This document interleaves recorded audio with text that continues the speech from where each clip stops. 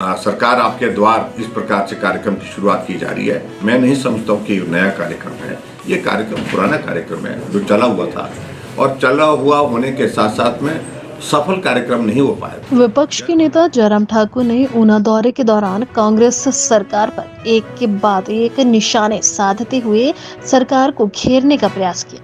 जयराम ठाकुर ने कांग्रेस सरकार द्वारा शुरू किए जाने वाले सरकार गांव के द्वार कार्यक्रम को लेकर प्रतिक्रिया दी। उन्होंने कहा कि यह कोई नया कार्यक्रम नहीं है। इससे पहले भी कांग्रेस द्वारा ऐसे कार्यक्रम किए जा चुके हैं जो कि सफल नहीं हो पाए।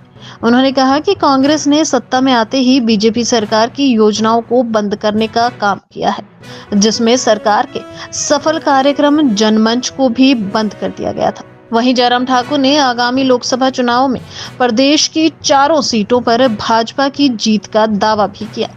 चाहे वो स्कूल बंद किए, कॉलेज बंद किए, लगभग 1000 संस्थान हिमाचल प्रदेश में हमने डिनोटिफाई किए क्योंकि वो भारतीय जनता पार्टी ने खोले थे। और उसी के अंतर्गत जनमंच एक कार्यक्रम ऐसा कार्यक्रम था जिस कार्यक्रम में लोग आते थे, अपनी समस्याओं को बताते थे और मौके पर समस्याओं का समाधान होता था, मंत्री की उपस्थिति में, अधिकारियों की उपस्थिति में। और उस कार्यक्रम को भी बंद कर दिया गया।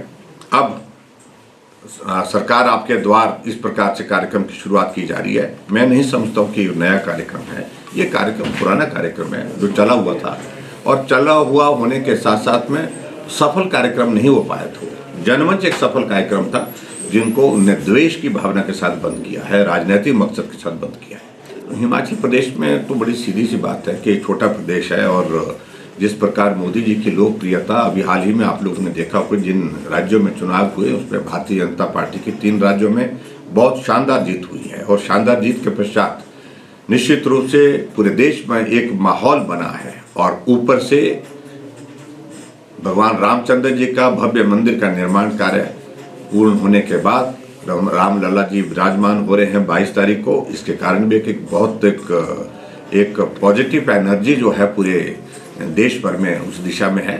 इन सभी चीज़ों की वजह से भारतीय जनता पार्टी की सरकार बहुत बड़े बहुमत के साथ बनेगी। नरेंद्र मोदी जी तीसरी बार देश के प्रधानमंत्री बनेंगे और हिमाचल प्रदेश का योगदान उसमें 4 की 4 सीटों